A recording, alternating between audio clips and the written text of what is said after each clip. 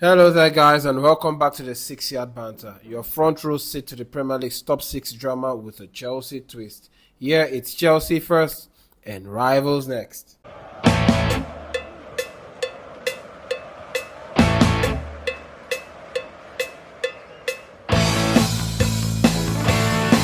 So, guys, with the transfer window over, I thought it was going to end there, but no, it's not. There's still some news going about, and I feel like we should talk about them because these are things that are they are still unclear to me especially, and I'm sure that a lot of people out there are going to be asking which is which. And we can also talk about after addressing that. I feel like we can address or talk on other posts from Barcelona and down to every other thing that we need to talk about. So the first one is we'll talk about Nicolas Jackson's move to Bayern Munich. Now, earlier on, it was said that Nicolas Jackson's move to Bayern Munich was a loan and plus a loan plus uh, option to buy, which becomes an obligation if he meets certain conditions.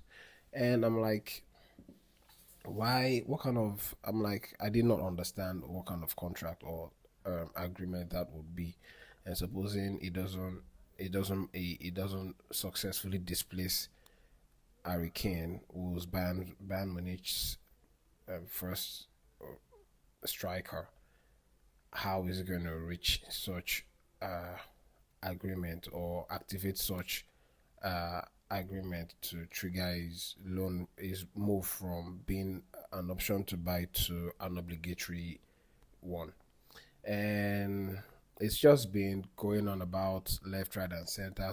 One set of pundits says it's a loan plus with option plus obligation, and some says it's just a loan with a straight out obligation to buy. Well, here's the thing now. So we've finally gotten an answer, and this is why I say it's my answer. Now, some football pundits were all losing their air, going crazy, saying that Bayern Munich have done something crazy, buying a striker, a third striker, striking option from Chelsea for such an amount as 81 million euros, which apparently or is equivalent to 70 million to 71 million pounds, if I'm not mistaken. And they didn't get the logic behind it. I also do not even get the logic because I don't think Nicolas Jackson is worth that amount. But the transfer market is ruined already. The average player goes for no less than 40 million pounds, and that's outside England. And the media, once you play in the Premier League, they believe you are worth more than any other player coming from outside the Premier League. So they didn't understand the logic, and I still do not understand the logic behind Bayern Munich paying such amount. But well, because Ekitike went to Liverpool for 71 million pounds or nearly 80 million pounds, I think it's only right that Nicolas Jackson, who's played 2 seasons in the Premier League, should also go for the same amount, which is fair. So, excuse me, I've got a bit of a cold and flu. That being said, we just needed clarifications on, is it a loan plus an obligation to buy, or it's a loan with an option to buy plus an obligation, which becomes an obligation when it meets certain criteria. Well, Nicolas Jackson's agent Ali Barrett has made a post online which clarifies what Nicolas Jackson's transfer terms is all about. So I'm not going to be able to post. I'm not going to be able to read out everything because of the duration of the video, but you can always go online to check it out and make of it what you think. Anyway, so this is what it says. Epic Sports proudly confirms that Senegalese international Nicolas Jackson has joined FC Bayern Munich on a season-long loan with a mandatory buy option of 81.5 million euros. Wow. So, well, it means it's a loan with an obligation to buy. And this Nicolas Jackson, in one interview, further confirmed what a what his agent said by referring to Chelsea as his former club. This was when he talked about going against Chelsea in the Champions League when Chelsea goes to the Allianz Arena to play against Bayern Munich. And he referred to Chelsea as his former club and talked about facing Barcelona and other teams that he referred to as nice teams and all that. So this has helped clear the air, and I hope everyone can now finally rest that we are not expecting Nicolas Jackson back at Stamford Bridge. I wish him all the best, but I can only say one thing.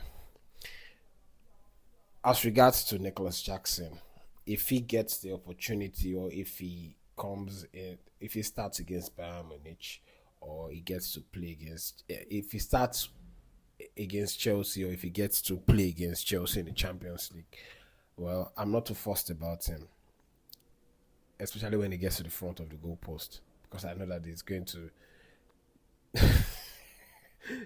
misplace his ball 9 times out of 10, then for him to convert his chances into goal.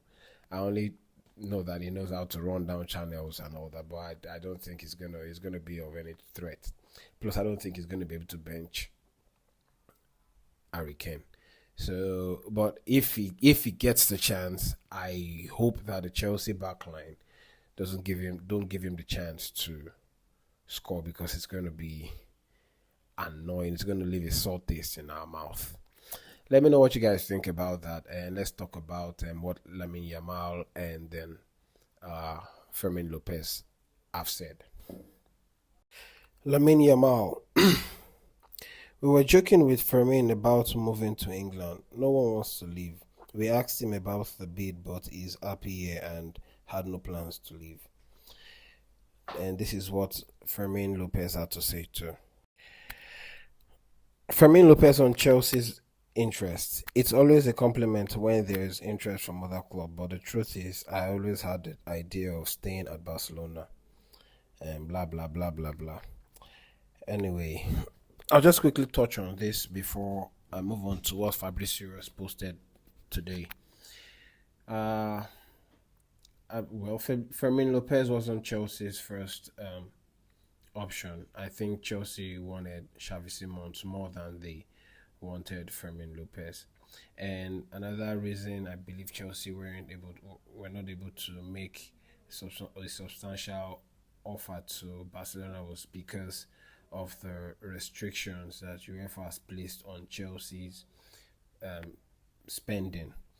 I think that's one reason why Chelsea were not able to do so much, or they underperformed at the later end of the summer transfer window.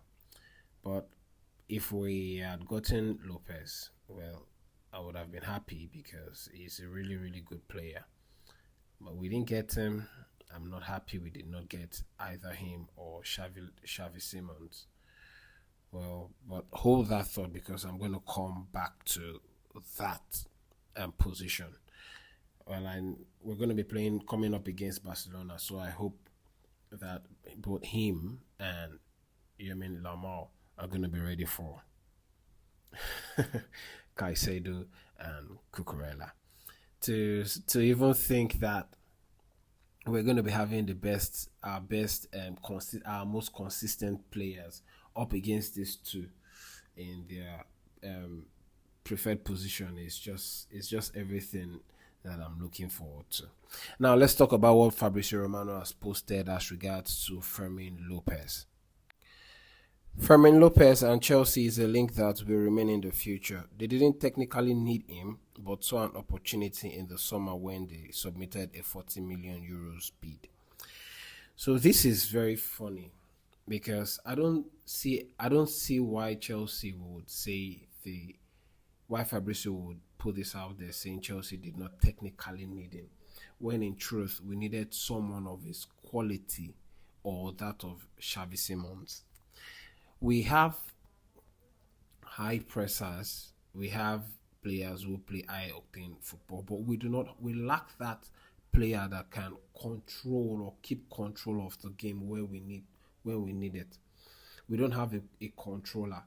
The only person we have who does that, tries to do that very well, is Enzo Fernandez, even more than uh, Cole Palmer. And sometimes we have Levi, Romeo Lavia when he's fit, but when has Romeo Lavia been consistently fit for about 5, 6 games? Anyway, I like Romeo Lavia. Don't get me wrong. I really, really do like him, and I wish that Romeo Lavia would be fit more than he was last season because he missed significantly in not a lot of games last season. Well, but I don't understand why Chelsea would say that. Maybe like Chelsea have always been doing, planning for the future. But when are we going to ever plan for the now? We need to have a plan in place for now. And that's where I'm also going to say hold that thought, because something or one particular player is starting to excite me. But I'm not going to say now. I'm going to leave that towards the later hand of this video. So just stick around, hang in there, okay? Don't go anywhere. Just hold on. All right. So I don't know why Fabrizio would say that only if he has not been briefed. I think that the truth is Chelsea did not really, really want to go for Fermin Lopez because that money, the bid was too low for someone of Fermin Lopez. Okay, in this time and age where someone of Fermin Lopez's player is on high demand, is also similar to that of Xavi Simons. And if Tottenham could get Xavi Simons for the amount they did, I don't think that Barcelona would even want to let Fermin Lopez leave for the amount that Chelsea actually bid for. So that's that. Now let's come to talk about me. Probably, I also think that Chelsea didn't do that because didn't go all out for Fermin Lopez or Xavi Simons because of Kendrick Paez and now the player that I want to talk about. I didn't want to say so much about him before, but now due to the fact that some renowned players or football old players have been talking and trying and bigging him up, I'm now trying to pay. It's starting to excite me, and that this player is Facundo Buonanotte.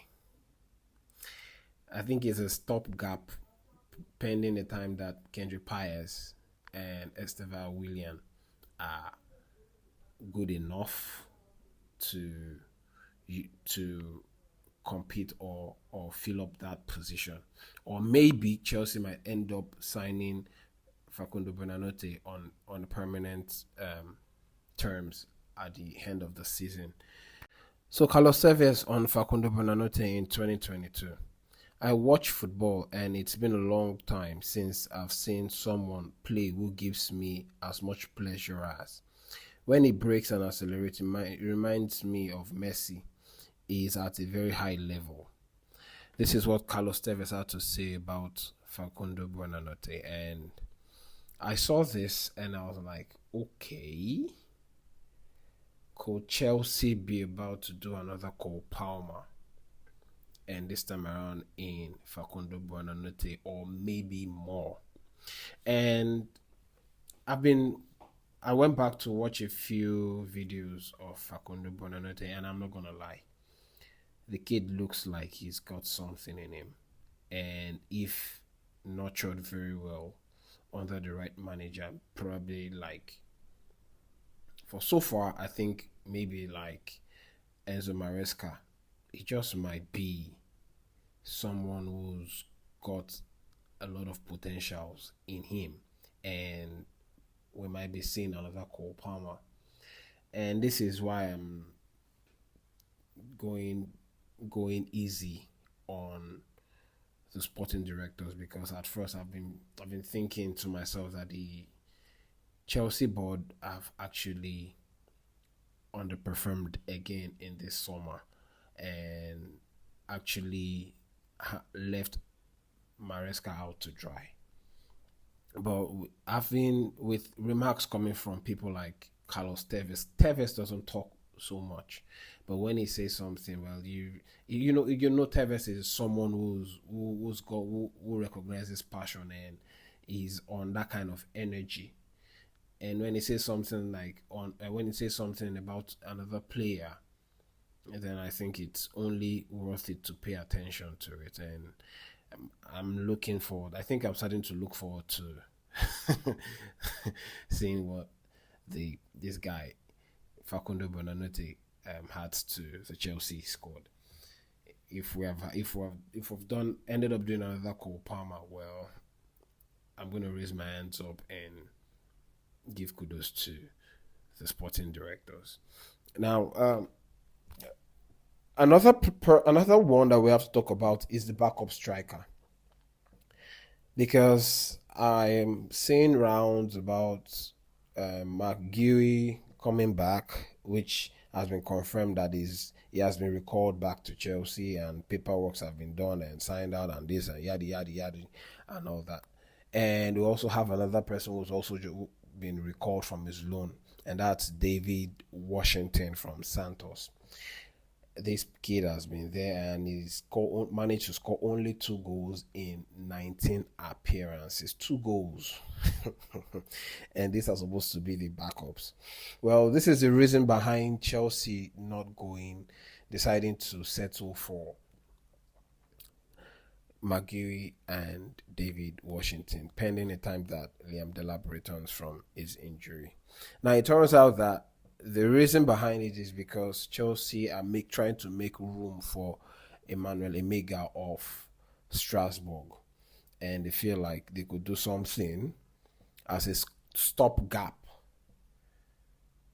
for till Liam Delap returns from his injury, and then from the time till the end of the season, hopefully we don't have another injury that comes to mess up the striking position again.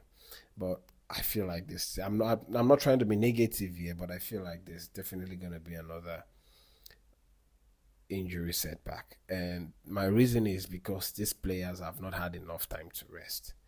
At the end of the season, they still have to jet out and go for the World Cup tournament, so it's just a lot. Players are going to be dropping like flies, and I don't know. I want to believe that the sporting directors' decisions will prove them right and not wrong, because we have a lot, and we are, like I said, we do not want to be competing for the top four. We want to be challenging for the title. So the Chelsea 23-man squad Champions League sheet is out, and these are the names that has made the squad. So we'll start with Sanchez, Jorgensen, Cucurella, Tosin, Badiashile, Colwill, Hato, Chaloba, James, Gusto, Fofana, Fernandez, Palmer, Gittins, Esugo, Santos, Caicedo, Neto, Delap, Joao Pedro, Maguire, Estevao, and Garnacho. One significant name is not in the squad, and that's Romeo Lavia. I'm not going to talk so much on Facundo Bonanote because I think that there's going to be a reason. Maybe afterwards they're going to make a release as to why his name was omitted. But it doesn't make any sense that every time they have to take precautionary measures for Romeo Lavia, it's like we bought the man to be in the sick bed than to be on the pitch. We hardly saw him last season. I think he only managed to play, if I'm not mistaken, 6-7 games, and the rest is spent in the hospital. Like, it's not making any sense. The Champions League is one of the places, one of the platforms where I expect that you should be building yourself to want to show what you've got to the world, and you end up spending nearly half of the season or nearly the whole season trying to recover. Man, how long are we going to keep doing this? There's no doubting Romeo Lavia's ability when it comes to playing, but gee, we've not even seen near enough of him. Every now and then he's picking up injuries, and every now and like what's really going on? And now is this the Champions League shit is out, and his name has been omitted. How long are we gonna do this for? Anyway, that's all I have for now. I hope you guys. I like you guys to like, comment, and subscribe. Especially comment where necessary on everything that has been talked about. I'm yet to address. I'm going to be releasing my next video. When I'll be talking about or assessing Chelsea's summer window, transfer window, and I'll be giving my take on it. And don't forget to check out look on this space for it. And yeah, that's that. I think that's all. Okay, and yeah, I'll also be talking about who's had the best, what team has had the best summer so far. Until we meet again, it's Chelsea first and rivals next. Peace.